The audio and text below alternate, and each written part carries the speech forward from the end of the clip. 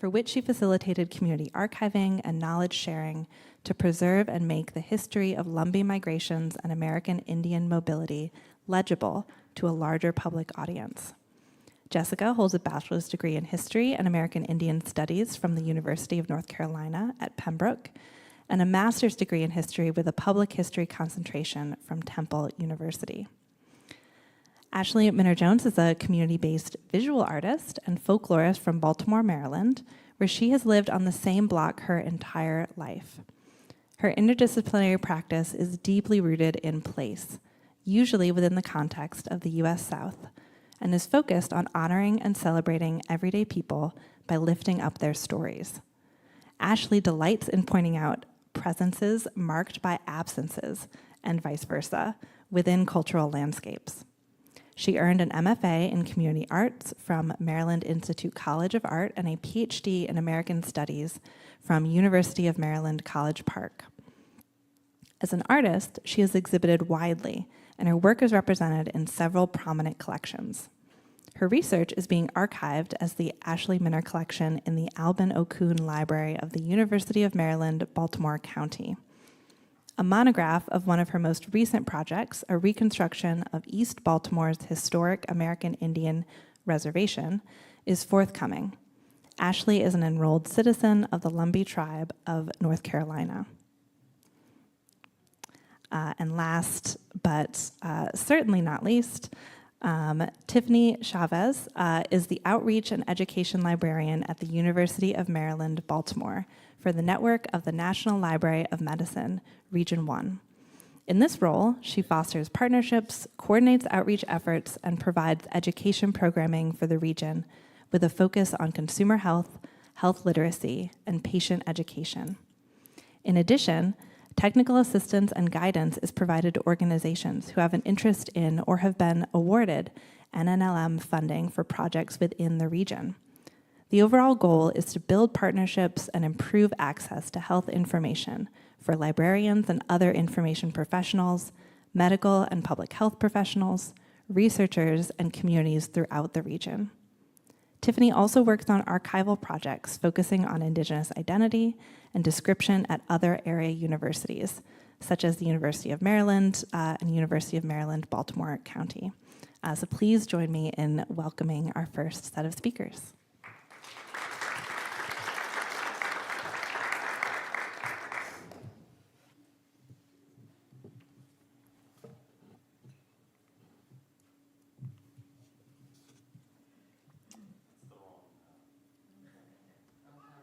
Keep going.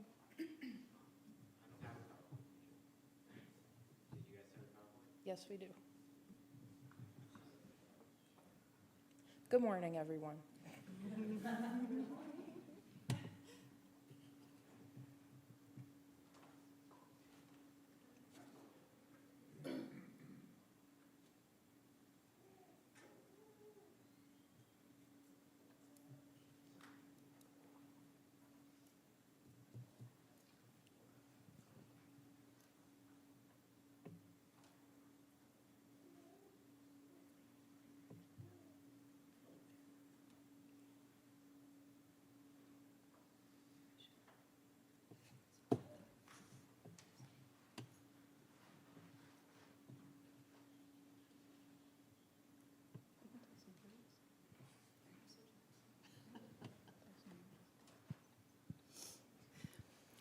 Wouldn't be day 2 of a conference without some technical difficulties.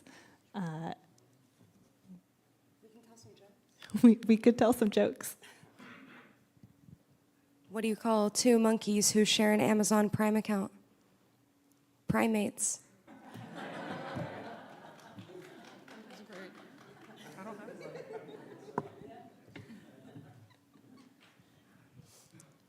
Why did the Scarecrow win an award? He was outstanding in his field. It's really good. It's really good. So good. I know. What's red and smells like blue paint? Red paint.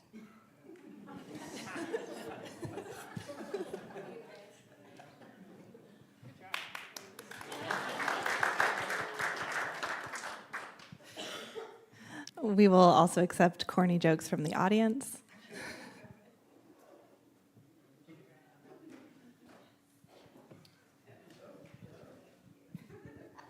Why should you never marry a tennis player? Because love means nothing to them.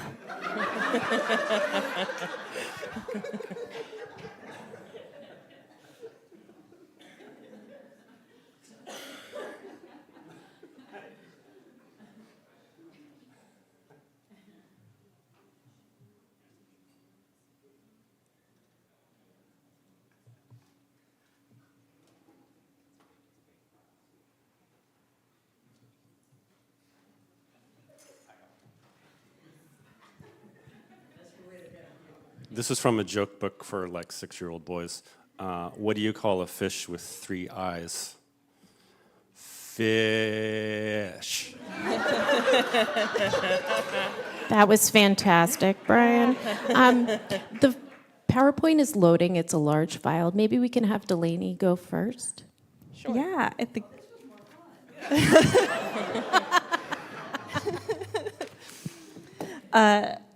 Thank you all for being so flexible. While Delaney gets set up, I will go ahead and read out her introduction.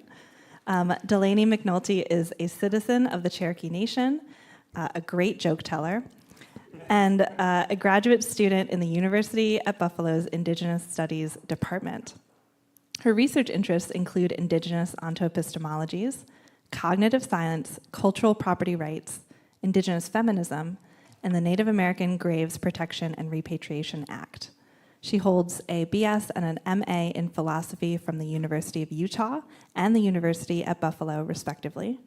She dedicates her time to fostering an inclusive academic environment through her position as the Vice President of the Minorities and Philosophy Chapter at UB, co-chairing the UB Feminist Reading Group and serving as a mentor through the Indigenous at UB program. Please welcome Delaney.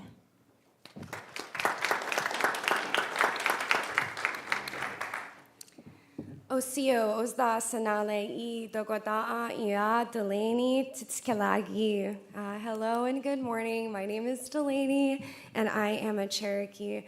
Wado for inviting me here today. I'm going to be presenting on my research topic, my dissertation. As mentioned, I have a strong background in philosophy with a master's and a bachelor's of science, studying Indigenous studies at the University of Buffalo under the guidance of Dr. Mishwana Goman, as well as many other brilliant people like Monty Hill. Before beginning, I want to acknowledge that using the term property when speaking about sacred, spirited, and ceremonial objects, and especially ancestral remains, is extremely unfavorable. As Bell Hooks has told us, we cannot unbuild master's house with master's tools. I utilize this term, however, because this is the term used within the legalese. Property is indeed the term that we've been left with. Furthermore, there are different perspectives on the right to destroy, and Native nations have really unique goals regarding repatriation. I am pursuing this line of argument and interest because I believe that understanding the right to destroy cultural property is crucial for Native nations to leverage in international repatriation efforts, as well as asserting our cultural sovereignty. I am interested in the right to destroy cultural property because I believe it is implicit within NAGPRA's language, and like I mentioned, it's essential to cultural sovereignty. Here's our agenda for today. I'm going to talk about the Native American Graves Protection Repatriation Act really briefly. I'm going to discuss property and property rights, cultural property, and of course, the right to destroy that property and destruction of cultural property. Passed in 1990, the Native American Graves Protection and Repatriation Act has the goal of allowing contemporary Native Americans to repatriate the human remains of culturally affiliated ancestors, as well as associated funerary and sacred objects, for the purpose of reburial, use in ceremony, overall, whatever the nation or tribe decides is best for that object. The law just had a big update in January 2024.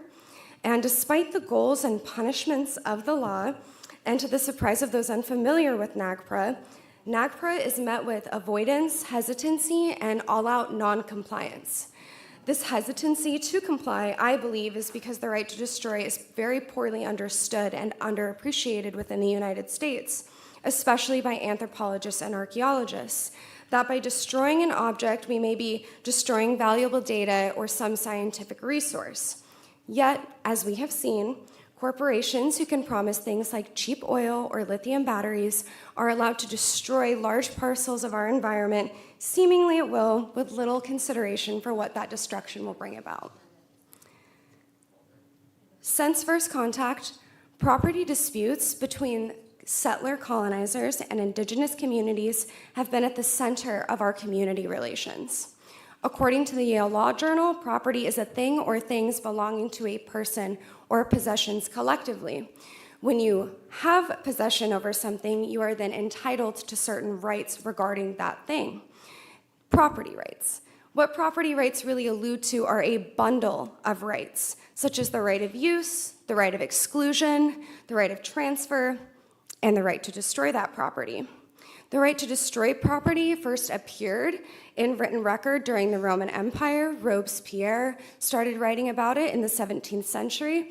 Of course, everyone's favorite property theorist, John Locke, wrote about destroying property. That was a joke. And John Locke's theories on property really shaped property laws in the United States. The right to destroy, however, is well documented and understudied. It is recognized within this cluster of rights on the screen by contemporary political philosophers. Commonly accepted property laws claim that individual property owners are in the best position to evaluate how that property should be used. Destruction, in the case of property, may occur when an owner intentionally or unintentionally obliterates an object. It may also occur when the intentional acts of preservation are omitted by an owner.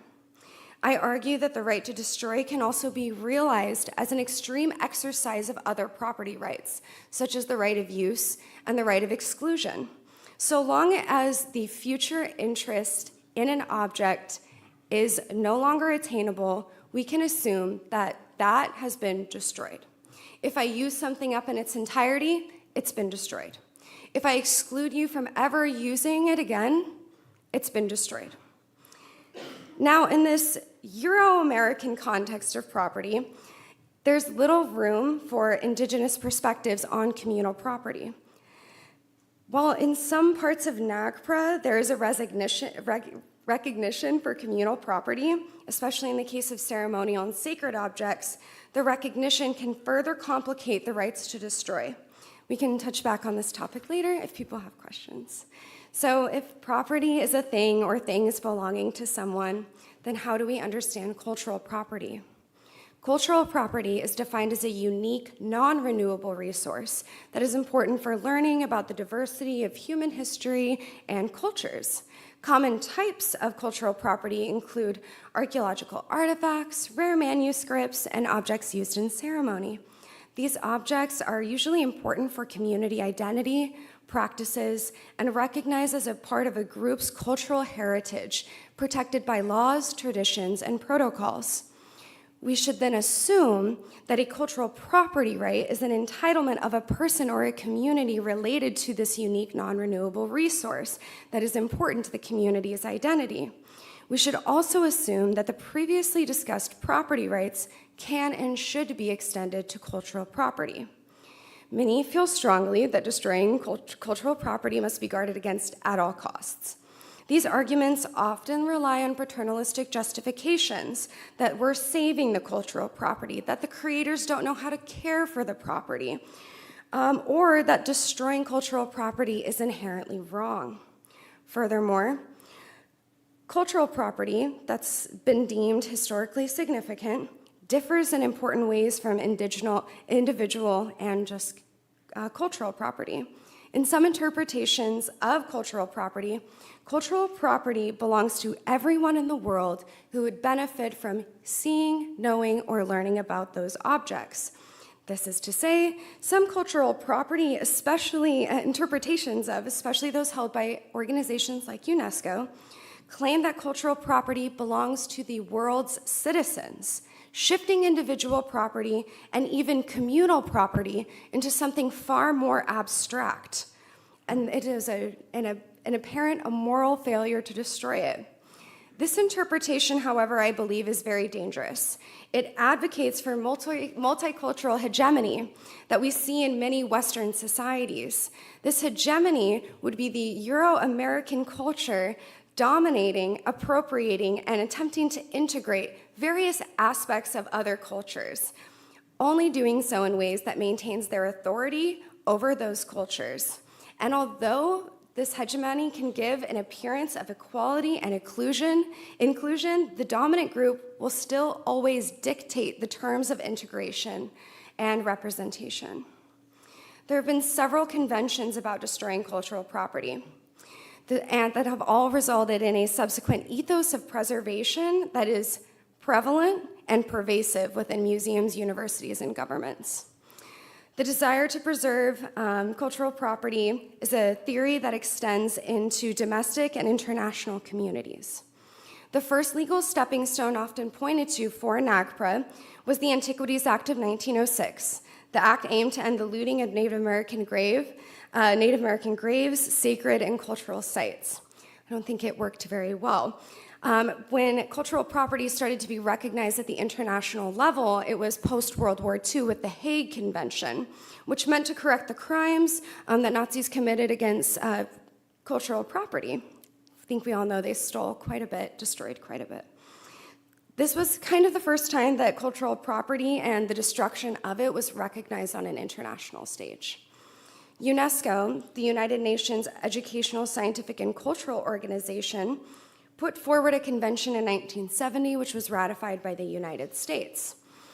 UNESCO has defined and still defines cultural property as, quote, which on religious or secular grounds is specifically designated by each state as being important by archaeological, prehistory, history, literature, art, or science, and which belongs to the following categories. I'm not going to read you all 11 categories, but there are 11 of them. These range from flora and fauna to archaeological excavations, including the clandestine, antiques more than 100 years old, objects of ethnological or artistic interest, postage, and property relating to history, including the history of science, technology, military, social history, the life of national leaders, thinkers, scientists, and artists, and that could be deemed to be nationally important. Clearly, under this definition, nearly anything can qualify as cultural property, including some of the furniture in my house. It is perhaps a tall order to determine cultural property without having such a broad definition. However, the definition attempts to place all cultural property as equally worthy of preservation because of its value to the global community and to the world's citizens. This definition fails to consider the importance of destruction for communities that create such artifacts. Central to UNESCO's mission is reinforcing this ethos of preservation. UNESCO describes, quote, it is the moral obligation of nations to respect their own heritage and that of all other nations, end quote. It further requests that every state protect cultural property existing within its territory with all its powers. This Euro-American centric preservation ethos often overlooks that destruction can serve as powerful, expressive, and cathartic acts that are unrealizable through preservation alone. When we think of destruction, we often imagine collapsing buildings, fire-devastated areas, and broken dishes. However, destruction can also be a natural and necessary part of some property. Destruction can contain deliberate obliteration, deliberate non-preservation, so long as the acts eliminate the future value. I've also become really interested in ceremonial destruction. We can talk about that later in the Q&A. There are lots of concerns about destroying property. One which harkens back to John Locke is spoilage, wasting a resource. When emphasis is placed on the destruction of a non-renewable resource, the destruction of such a resource highlights the concern that the destruction has and will have intergenerational consequences, that the contemporary and future generations are assumed to be affected by the inability to utilize such a resource. This is no mystery to Indigenous communities, however. As many of us are bound by the 7 generations principles, we have duties to the 7 generations to come and the 7 generations who have come before us. I don't think any of us are too attuned to wasting a resource that could impact the next 7 or the previous 7. This destruction of property, especially regarding NAGPRA, has been accused of being very anti-science. As a result, scientists claim that most Native communities may have an opportunity to obtain and bury remains than scientists will have to study them. Further, Indigenous science has proven itself many times. I think we all know the story of the Kennewick man, or the Ancient One, and I'm not going to repeat it here. I only mention it to point that we are not anti-science. We are pro-upholding our sciences, our histories, and our knowledges. There's been accusing of favoritism. Archaeologists like Elizabeth Weiss claims that through reburial, Native communities waste valuable data and that the federal government is giving unconstitutional preference to Native Americans throughout the repatriation process. I, however, believe that the story of the Kennewick man shows that there is no favoritism given to Native nations, as this took more than a decade to settle. In fact, the sentiment is really difficult to give credence to when we consider that there is still an estimated 127,000 ancestral remains still held within museums and universities, and this does not include the culturally unidentified individuals within those areas. Additionally, there are over 1 million sacred and funerary objects still held by museums and universities. This doesn't seem like favoritism to me.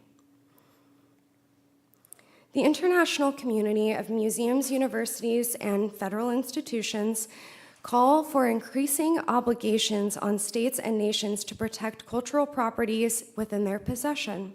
For North American Indigenous communities, the moral obligation we feel towards sacred and funerary objects, as well as ancestral remains, does not entail preservation like demanded by UNESCO. The moral obligations are not exclusive to just our immediate communities, but also to the duties of the communities of the world, as mishandling of some of these sacred and spirited objects can disrupt cosmologies and cause global catastrophes. Asserting that cultural property is always worthy of preservation because of the value of the art and artifacts add to the global community does not always reflect the wishes of the community that produced such artifacts. Further, the demands from organizations like UNESCO make for preservation reinforce paternalistic justifications for keeping cultural property in foreign museums. I want to point out that this is not just an Indigenous issue. The Greeks have been fighting for decades, and I believe will have to continue fighting for decades with the British Museum to receive back their marbles that belong within the Parthenon. These paternalistic justifications we see all over the globe. And all of this does not even consider the monetary burden of preserving property that's not meant to be preserved. When we're preserving things like hides and hairs, we're putting a huge monetary burden on universities, museums, and federal governments. Furthermore, as objects are repatriated, there's often really complicated processes that have to go in to reintegrate those objects into the community. And some objects can never go back to the community because once they've been handled by outside community members, they become dangerous to bring back onto the reservation. And this is not even to include that some of our ancestral remains were preserved with formaldehyde, creating a situation where they can never be reinterred within our territories, for it will destroy the soils that we have. Commonly accepted property laws claim that individual property owners are best positioned to evaluate how property should be used. I suggest that cultural property owners are in the best position to determine how our cultural property should be used, cared for, managed, and destroyed. I recently had the opportunity to meet with the Cherokee Nation's Principal Chief, Chuck Hoskin Jr., and he said something to me that has really stuck with me. He said that sovereignty is an action word. It is not a theory. Of course, Principal Chief Hoskin has a Juris Doctorate, and he probably understands this a little different than I do. However, I believe his words ring true for everyone here today. By actively asserting our sovereignty in the political, legal, ecological, and cultural spheres, we can protect the next 7 generations and do right by the 7 generations who have come before us. In conclusion, the right to destroy cultural property is the ultimate act of cultural sovereignty for Native nations. The right to destroy can be viewed as a property right in its own merit, or as an extreme exercise of the property rights of use, exclusion, and alienation. Reburying our ancestors' remains, repossessing our funerary and sacred objects is seen as a moral obligation to Native American communities. It is a duty to our ancestral, contemporary, and future relatives. I believe that a better understanding of the right to destroy cultural property will lead to more successful repatriation efforts on the international stage and lead to better protections for our cultural sovereignty. I also believe that this right, because it is a Euro-American right, can be realized and exercised by our international Indigenous brothers and sisters to give them a platform to leverage to be successful in repatriation efforts against places like the British Museum. Wado.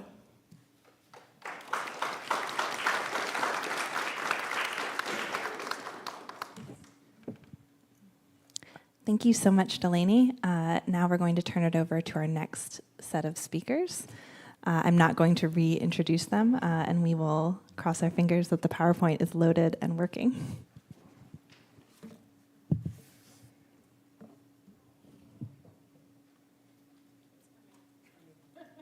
Good morning again.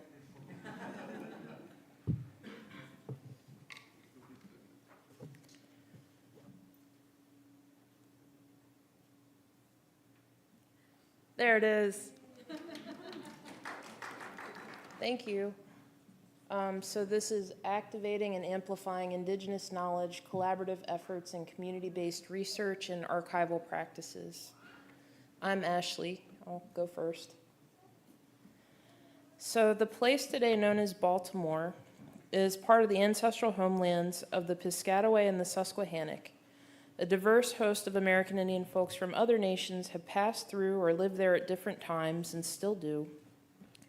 In the mid-20th century, thousands of Lumbee Indians migrated from our rural tribal homeland in North Carolina to Baltimore City, seeking jobs and a better quality of life. They settled in an area on the east side of town, forming what would become a vibrant, intertribal American Indian community, and they referred to it affectionately as their reservation in its heyday. In the years since, due to a complex set of factors ranging from upward mobility to urban renewal to gentrification, the American Indian community has gradually moved away from the area, and the area continues to transform. Recent generations never experienced the reservation as such, although a few American Indian community-owned institutions remain open and active there, like the Baltimore American Indian Center, which is pictured here.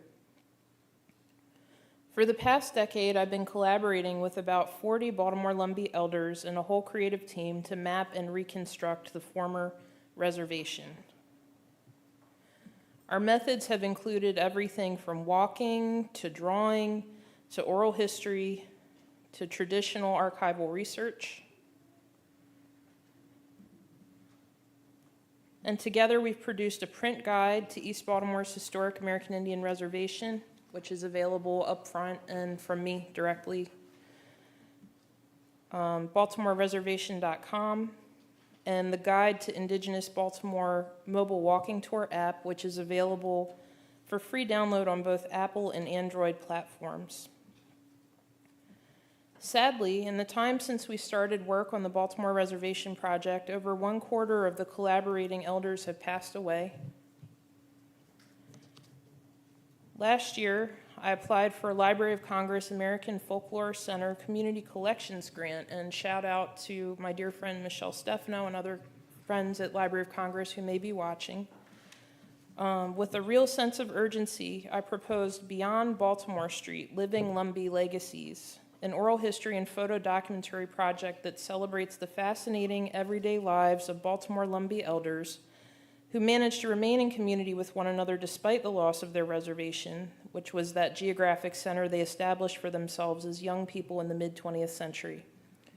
I argued that one of the reasons their lives are so noteworthy is that they are transplants from one very specific place, the Lumbee tribal homeland, and they have enmeshed themselves in another very specific place, East Baltimore, and they act accordingly.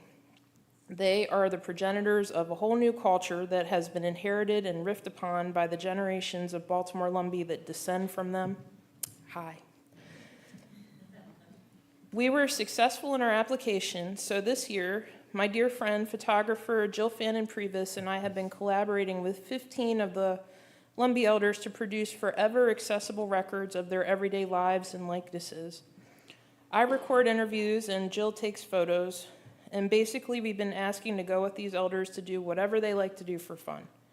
So far, we've walked the mall, witnessed a brutal game of checkers in a backyard, played bingo, also kind of brutal, attended an 85th birthday party, visited on a famous bench, and rode around a neighborhood on a golf cart.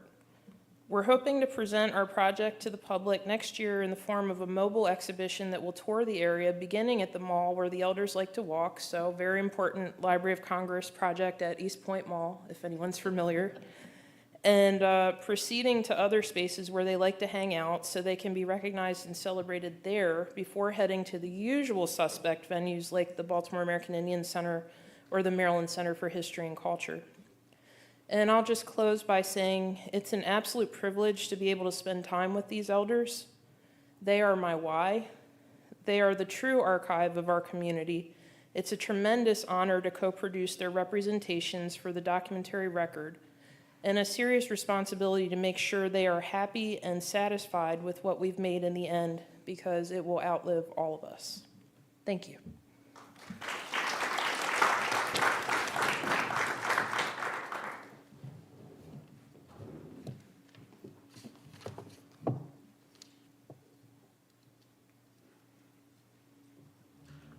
All right. So in October 2019, and I actually figured out it was exactly 5 years ago on this day, I sat down with my grandmother to record a portion of her life story in an oral history interview. My grandmother grew up in a sharecropping family, and even though she had an opportunity to obtain a college degree, she knew that as a Lumbee woman, the possibilities of finding a related job would be nearly impossible due to the racialized constraints of Jim Crow segregation. So at age 19, my grandmother packed her bags and moved to Philadelphia to live with an aunt who had moved here a few years prior. Though my grandmother's story is special to me, it is not an uncommon one. Throughout the 20th century, Lumbee Indians have been voluntarily leaving their tribal homelands in North Carolina for socioeconomic opportunities elsewhere. Despite the significant number of Lumbee people who migrated to cities across the U.S., their stories of migration are often obscured and absent from traditional archives. My dissertation project attempts to tell a history of Lumbee people outside of our tribal homelands across the 20th century. Instead of a story written by outsiders, I hope that my dissertation privileges the types of questions and experiences that Lumbee people hold in value. Today, I hope to share a few examples of how community engagement has impacted the shaping and framing of my dissertation in ways that would not be possible without it. I also hope to show the ways that community-based projects can be opportunities to archive new materials for future use. So my interest in the history of Lumbee mobility really began when I was working on my master's thesis as a student who was very much inspired by Ashley's work on the Lumbee community in Baltimore.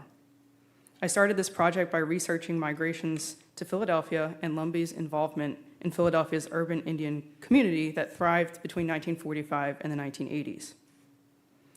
Lumbee people can be found in the various archives across the city, but these representations, which were often produced by outsiders, tell stories about Lumbee and other urban Indians that played on stereotypes and reinforced a narrative that asserted that Native people were absent from, incompatible with, or insignificant to Philadelphia's history. While these forms of representation are interesting in their own right, It was also frustrating because the silences in documentary records make it nearly impossible to gain insights into the everyday lives of Lumbee people in the city. In order to get a better sense of people's lived experiences, I began by interviewing my grandmother, and as we continued to engage in conversations about Lumbees in Philadelphia, she pointed me to other Lumbees that she knew who lived in the area.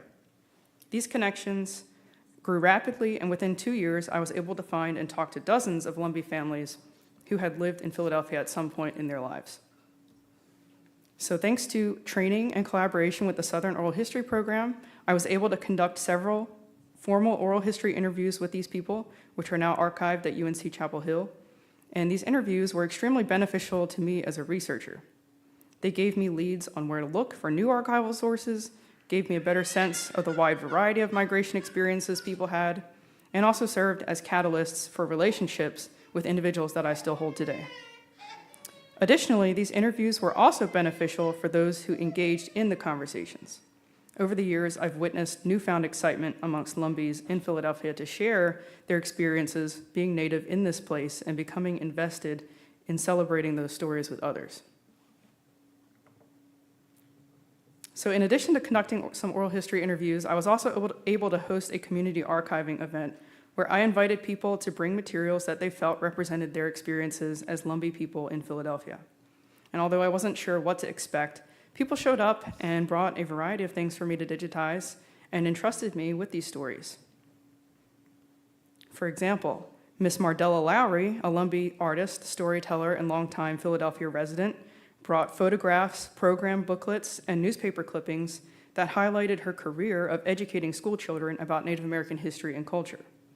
Lowry traveled to schools across the Delaware Valley teaching children about contemporary American Indian culture in order to fight against prevalent myths of Indigenous extinction. The wife and daughter of the late Dr. Joseph Oxendine, a Lumbee athlete, educator, and longtime Philadelphia resident, traveled all the way from Maryland to attend the gathering. They brought a folder full of photos, newspapers, and correspondence, and other documents that told the story of Dr. Oxendine's success as a university professor and founding dean of the College of Health, Physical Education, Recreation, and Dance at Temple University. Dr. Oxendine was a staunch advocate for American Indian rights and served as the president of the American Indian Rights Association for a number of years. Dr. Oxendine fought tirelessly for American Indian recognition and equality. My parents also participated in the event and brought materials that once belonged to my grandmother, who had passed away during this project. Her first pay stub tells the story of the first job she got in Philadelphia, where she worked on an assembly line making hat boxes for the Wanamaker department store on Market Street. Her work certificates highlight her long career in working in the manufacturing of defense electronics, and one of her tribal enrollment cards serves as a reminder that the life she made for herself in Philadelphia never came at the expense of her identity as a Lumbee. I'm hopeful that through the help of these individuals, we will be able to make sure that these stories are collected, preserved, and told in a manner that helps other tribal members better understand the ways their lived experiences relate to larger historical narratives. Lumbee people have always asserted their identity and continue to exist as Native people, even during periods of erasure. In the end, I'm hopeful that this process will help us continue the fight against this erasure, ensuring that future generations of Lumbee people see themselves, too, represented in archival collections. Thank you.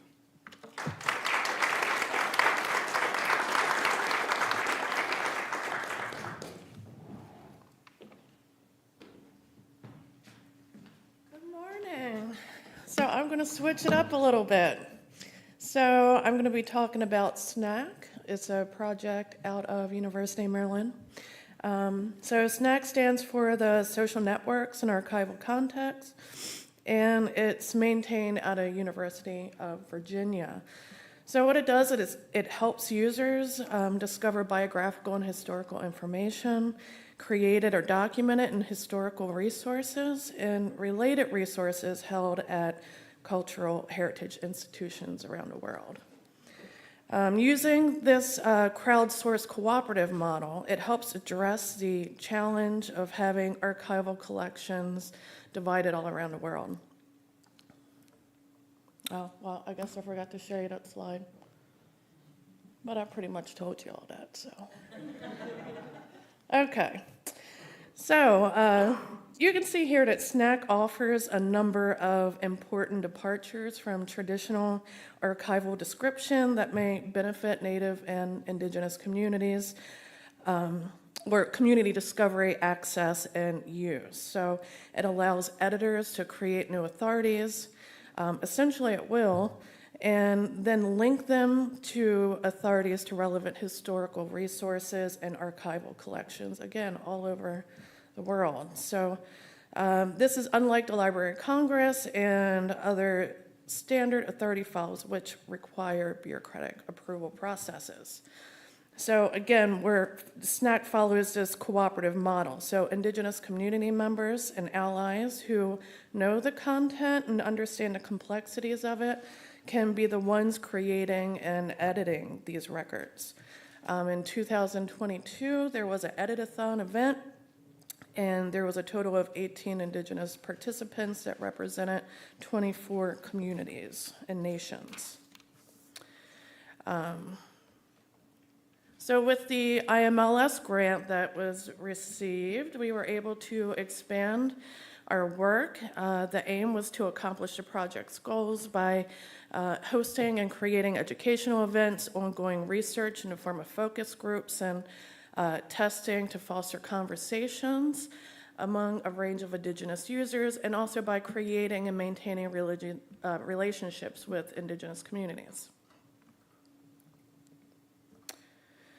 So the grant also led to the creation of the Indigenous Description Group, which focuses on the following listed here on the slide. It's a couple of bullet points there for you. And that was modeled after SNAC's Enslaved Description Group. And this will inform, guide, and monitor special efforts within the cooperative. The hope is that this group outlives the funded grant that we currently have, funded project, and continues long-range work on Indigenous editor engagement, along with big picture thinking about Indigenous discovery using SNAC. So for the editorial guide, we pull from multiple sources, which isn't exhaustive. It will change as new protocols come out, as more resources become available, policies change, and other documentation become available in the field. There are limits to what SNAC can do as a platform when it comes to certain fields and expanding outward, along with standards for metadata, which we know are deeply rooted in white supremacist and colonial contexts. But all in all, the main goal here is that we want to meet the needs of Indigenous communities, but we're also doing this within the constraints that we're working in using SNAC.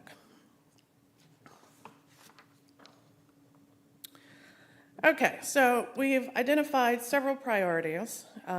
We're now working towards a partnership with the Native American Boarding Coalition, or Native American Boarding School Healing Coalition, and their digital archive. So we see great potential to collaborate here. For example, we plan to use the Boarding School Authority file, which they've developed, which could in turn help identify more relevant records for them. The IDG, the Indigenous Description Group, recognizes the importance of boarding school records due to the historical significance, the amount of records that are available, and the intergenerational impact that they've had on those with lived experiences. We picked the boarding school as an easy yet difficult access point to begin with. There are lists of over 400 entities, so think people, families, organizations, and it was low-hanging fruit. Yeah. So while it's definitely a difficult, tough part of American history, it was thought that it would be a good and concrete way to start there, since there were so many boarding school records held at NARA, the National Archives. So, as we noted in our IDG work, there are still a lot to do even outside of our priorities so that we've identified. For instance, place names is one, RDA naming standards, and working within Indigenous languages. As mentioned, we are aware of these limitations with SNAC and the need for better all over Indigenous representation in the platform. Typically, when you go to the homepage, it's usually a bunch of white dudes. So there's that. We also know that SNAC sometimes directs users to problematic institutional content, and it's a heavy lift to do that work on the back end editing.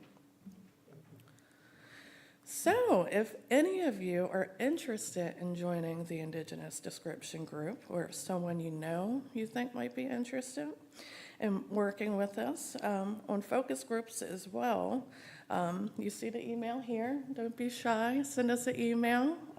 The work is very part-time, has a decent honorarium for folks that are working in tribal archival institutions. So thank you all for your time.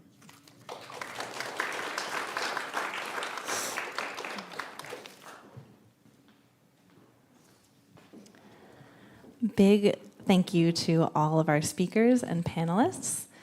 We have quite a bit of time for Q&A from people who are here in the audience, as well as from those who are joining us online.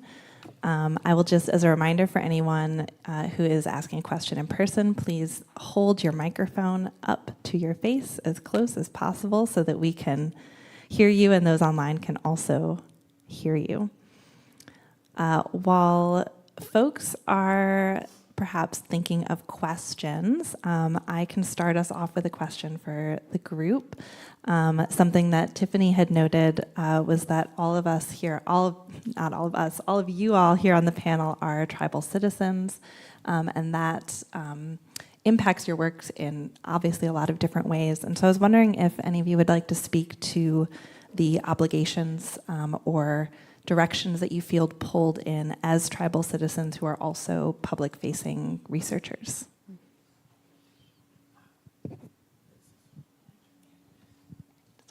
Can you hear me? Yeah, okay. All right, so I'm in a rural Lumbee. I was born and raised on the beloved Baltimore City Reservation. And,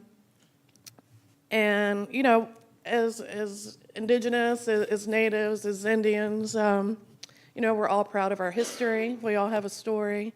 We're all eager to share about, traditional know-how. But at the same time as well, my experience may look very different from, say, my elders, because I don't hail from the homeland. All I know is Baltimore City, and I go back down there to visit family. Another thing is, as well, I'm educated. Not many people in my family can say that. My grandmother, very intelligent, smart, strong woman. She worked the fields, but she never knew how to read or write, So again, her experience is very different from mine. But as a researcher, even though we may be a part of a community, a part of a nation, a part of a tribe, as a researcher, we're still on the outside looking in. We're doing the research for a reason. We're trying to learn something from our participants, from our subjects. So I think even though we think we might know it all, we're there researching for a reason.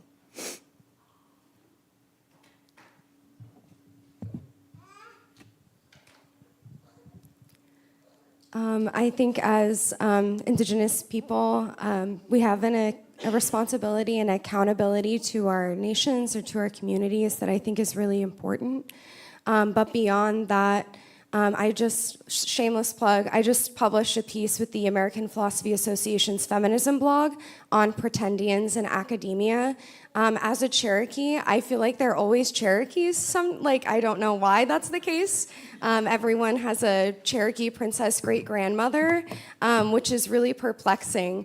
But part of my, it's so strange, but part of my responsibility as being a Cherokee citizen and a public scholar and someone who wants to do right by my nation and the other nations is that I need to take up space.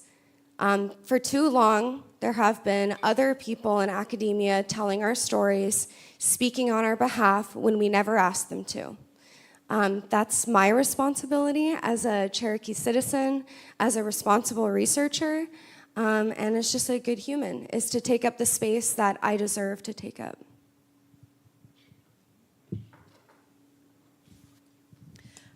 So part of what I find so fascinating about this panel is how many different ways you're engaging with communities. And as Emily noted, each of you come from an Indigenous community. But what did you have to do, or did you have to work to gain the trust of those with whom you are engaging? So at the ripe old age of 24 or something, I became an honorary senior citizen. That was because when the former reservation in my lifetime, in our lifetime, what remained at the time was the Baltimore American Indian Center, one Indian church, a daycare owned by the Indian Center, and the other half of that daycare building was the Native American Senior Citizens Building. And it was the most wonderful place. It's where all these seniors went and cooked our traditional foods on Thursday, and they would be in there talking junk all day. And I would faithfully show up every Thursday, stay the entire time, and even got in trouble with work just to be, but it was my work to be in there with them. And they kind of adopted me and taught me to make even foods I didn't know from my own family life. Later, I would bring them to work with me for Baltimore City Indian Education through the foster grandparent program, and I had an after-school art program, so I was forever taking my after-school art kids over to see the seniors, and that's been, I'm 41 now, that it's been about 20 years of me hanging out with these folks, and they are absolutely the reason that any of this work has been possible at all, because while there is information in the archives, without their stories and their recollection of what was, I would have no idea what to look for or how to put it together. Another thing, just growing up around growing up around the elders, growing up around, they're essentially my family.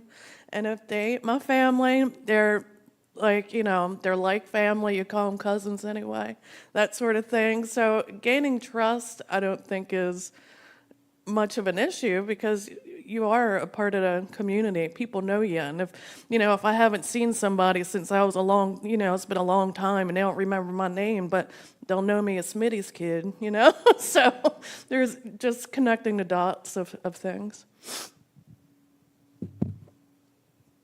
I think I had the same experience. The trust is embedded into the kinship networks. And even if it takes you some time to figure out how people are connected, everybody that I've found in the city, we're either related or connected somehow. And yeah, it just shows how deep those kinship connections are because it just comes with the trust. Working in repatriations is very different. There is information that is not information for everybody. There have been awkward moments where I've caught myself asking questions and being told, it's not information for you for right now. So part of that is just respecting that is the case. I have really wonderful mentors at NMAI and at Natural History who work within repatriation. Lauren Sigg, she said to me that being in repatriation is 99% relationship building and maintenance. That's what it comes down to, at least in my line of work and research. Thank you. That was a great panel. I learned so much, inspiring projects. But my question is for Delaney, and even though I work at the American Philosophical Society, I'm not a philosopher, but I'm going to pretend to be one for a moment. Your talk, there are two words in there that are really, I think, important. There's destroy and property. And as you said, property, in some ways, you're constrained by the use of it. It's codified in the law and other things that we're all bound by. But I was wondering if you could kind of rewrite the world. Would you choose a different word? Or if you can't do a word, a concept that would be useful, not just for your nation or for those that live within the United States, but on a more global scale, a concept that'd be useful. The other one is destroy, which is provocative because as you mentioned, to scientists, this is the destruction potentially of data that they see could be useful and so forth. And with that word, I feel like you have more room to maybe play. And destroy certainly is provocative, but is there another word that might be used that could also be more effective or perhaps even persuasive? Thank you so much for that question. It is so hard to imagine different words in these cases, especially being a philosopher who was trained here in the United States within analytic philosophy. What I have come to realize through reading political philosophy and the law is that land, liberal, and property all collapse onto each other all the time. So it's very hard to imagine a different term for property because we then may have to choose different terms for land, which we're seeing in Indigenous geographies, kind of the push to actually say territory or the specific place. If I could go back in time, I'm not sure what word I could offer, partly because as a Native and as a Cherokee language learner, I know that my term for property will mean something very different in the Sahelish language. It will mean something different in Tuscarora. And so it is very difficult to choose a word for property that also would not alienate as much as the word property does. The projects of colonialism and imperialism have created a situation in which property is recognized internationally. You can go anywhere and say property and people will probably know what you mean. You mean an individual thing that I have that I can give you the right to use, or I could not. It's extremely privatized, and it really hinges on liberal ideas that become more and more situated every day within the legalese. It's a non-answer, but I'm trained in philosophy. So with destruction, I agree, it's an extremely provocative word, because when we think of destruction, especially of cultural property, the first time I heard it, I thought of the Buddhas of Brahman, right, that were destroyed by the Taliban in the mid-2000s, I think. And what a loss. I agree. But I use the term destroy because, again, it is the term that we can trace back through Roman time. Fascinating and horrifying, the first time we see destruction of property noted in Roman law is regarding their slaves, that they had a right to destroy slaves, but not to abuse them.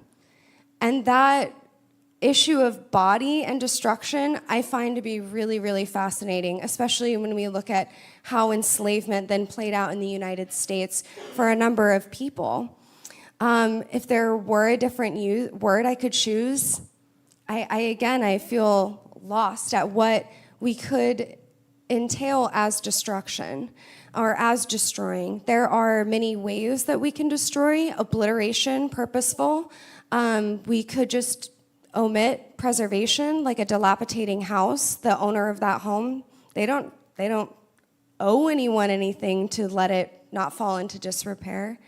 And ceremonial destruction I've become aware of, which has been really fascinating to me. There are some nations where when they go to places like the American Indian Museum, they see that this object cannot be brought back with them. So they in fact have to create a story. And so in this way, destruction can be really generative.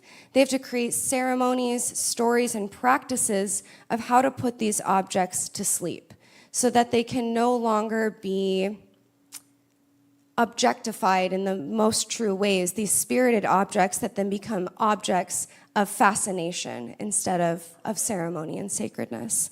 I hope that that answered your question, and if not, happy to talk more. I had a question for Delaney, and I really appreciate your talk on NAGPRA, and I have, as pretty much with everybody who works in NAGPRA, a love-hate relationship with it, right? And I think this concept of destruction and destruction as cultural sovereignty is really important, because we look at the history of archaeology and kind of how abandonment has been so closely tied with destruction, and because a place looks, like you say, dilapidated, it looks abandoned, it looks destroyed, that in all ways, shape, and form means that there's nobody has a right to it. It's been given up, rights to that space, rights that descendants have are not quantifiable or are no longer seen because they let this place fall to ruin, right? And they left it, they abandoned it, and therefore it falls under the rights of archaeology and archaeologists to study, to excavate, to do everything that they do. Even when you talk about like burials as a rite of destruction, an act of destruction, there still are sacred places, right? Like, we don't, just because we buried that person there didn't mean we forgot about them. Doesn't mean that we left them there, we abandoned them. They're no longer tied to us. And so I think that this whole discussion is really interesting around how we think about destruction of cultural property. And just on a personal note, when I was doing a legal studies degree and studying for that, property was the hardest class that I took. I cried every day after that class because I could not conceptualize property as it's understood in a Western concept. That's not what I knew growing up in my community with my people. We don't own the land, we're stewards of it. We take care of it. All of these things that are very central to me as a Hopi person did not align with what I was learning in these classes. And so just on the topic of NAGPRA, I think that whole ProPublica article that came out last year, right? The complex kind of understanding of NAGPRA and what collections are still in museums and what museums are actively working to repatriate and which ones are not or resistant to that. How do you think we have, because the article is obviously, it can't get super complex for kind of how we understand NAGPRA to function. And one thing that's been on my mind since I first learned that it was a thing was that an institution may hold a collection of ancestors, but they don't have the right to repatriate those items. They don't have the jurisdiction. How do we go about having discussions around that? Because an institution may have, say, 50 ancestors, but maybe 40 of those they can't do anything about because they fall under, say it's a state institution, they fall under federal jurisdiction.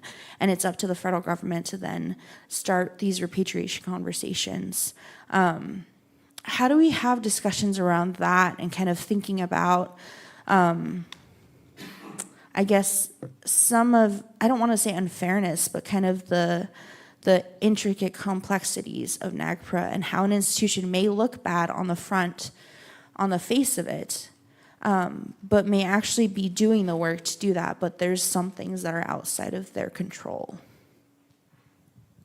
Thank you for that question. NAGPRA is incredibly complex and difficult. Some of the updates to the law made in January, I really am questioning. I see the goal, the intention, but the road to hell is often paved with good intention. I'm especially concerned with the 5-year mark because, as you mentioned, like, some institutions just don't have the capacity. Moreover, smaller nations may not have the capacity to go and be a part of the process. So then what happens? Additionally, just a total ignoring of state-recognized tribes I find to be extremely frustrating and very sad. I think that NAGPRA could do better, and I'm hoping that one day it will be a lot better. When you're saying these institutions that don't have a right to repatriate, I'm assuming you mean private institutions that are not bound by NAGPRA? State institutions that hold federal collections, and they just sit there until the federal government basically comes in and does the repatriation themselves, because the state has no right to begin repatriation conversations on those collections because they're basically owned by another agency, whatever it may be. Thank you for clarifying. So any institution that receives federal funds, even if it's a $1,000 grant, they're bound by NAGPRA. It's not if they continue to receive, right? It's even one time you receive federal funds, you are now bound by NAGPRA, which I think is poorly understood. However, there are states that do have repatriation laws on the books. Kansas has their own repatriation laws, kind of a shocker when I learned that. California also has its own repatriation laws. So some of the tensions that I see that you're pointing to and that I've started to know more about is that then the state wants to decide if they're going to repatriate, how they're going to do it, even if they are bound by the federal government's law. Generally, what ends up happening is the nations, which gets more complicated if there are state nations also claiming ancestral or cultural remains, they may say, well, because the state recognizes us, we want to use the state's repatriation laws. Whereas other nations that are usually larger with better TIPO offices will say, well, no, it's federal. This is all a federal matter. And the complications have to continue to be untied on a case-by-case basis. I'm not sure if there could be a sweeping law that would capture this complexity of the state laws and the state tribes and the federal nations and the federal government working to repatriate remains. Unfortunately, what has to continue to happen is these one-on-one conversations, unfortunate and fortunate, one-on-one conversations in which sometimes best judgment has to be used. And what's so frustrating is the best judgment to be used is not usually coming from the communities who are in question. I think that as states continue to recognize the sovereign rights of nations, state and federally recognized, there should be more laws put in place at the state level. I also think that at the state level, then we can start to address private collectors and private institutions that hold these objects. I'm starting some research on how many museums, as they started to become bound by NAGPRA, were donating parts of their collections to private collectors. That happened quite a bit. My research is in its baby stages, but then how do we say, you knew that was wrong? Come on, like, work with us. Because there are these worries and this fetishization of owning or possessing Native objects and Native remains. I hope that answered your question. We're going to send a question online. All right. Thanks so much. We have two questions from the internet. One is coming from, I'll ask them both because for time reasons. The first is coming from Mary LaValle, who wants to know what happened in Philadelphia Native community in the 1980s.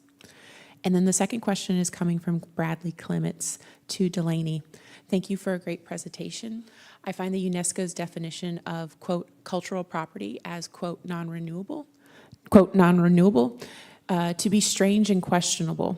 How do you think the destruction might play roles in renewal of nations, cultures, and or material culture? And then also thank you all for thank all the amazing presenters. So thank you. So the quick answer to the first question is that Philadelphia's urban Indian community, and particularly the Lumbee community, really thrived in the 70s.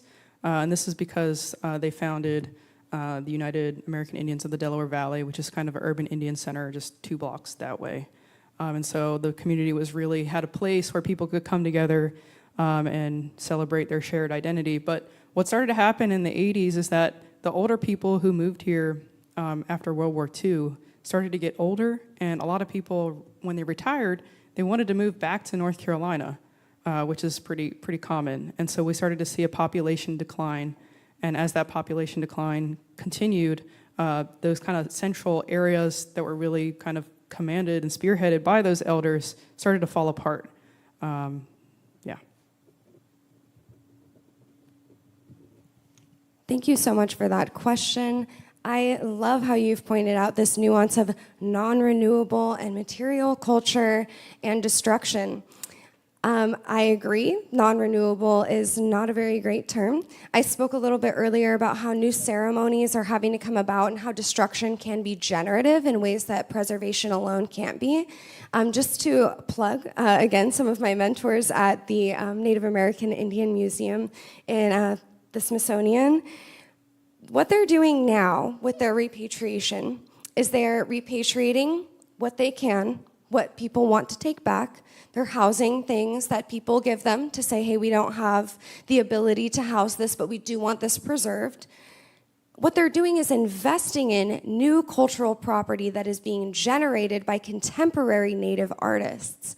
They just had, a couple years ago, a great material culture project where this sculptor, this artist, was using thrown away luggage to create animals out of the luggage.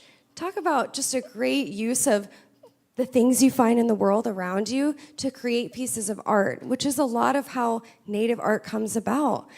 They often are housing new basket weavers from all kinds of nations to highlight the different basket weaving techniques, the general colors that they use. So there are real generative possibilities when we are allowed to destroy the things that we don't want displayed. The issue is not seeing Native people as a thing to be housed in museums, but is seeing us as people to collaborate with and fill your museums with contemporary work. There are whole museums called modern art museums. I am looking forward to the day when we're seeing modern quill art included with the more abstract pieces that we see from some Western painters. Thank you. Please join me in giving a big round of applause to our wonderful panelists and everyone who asked questions.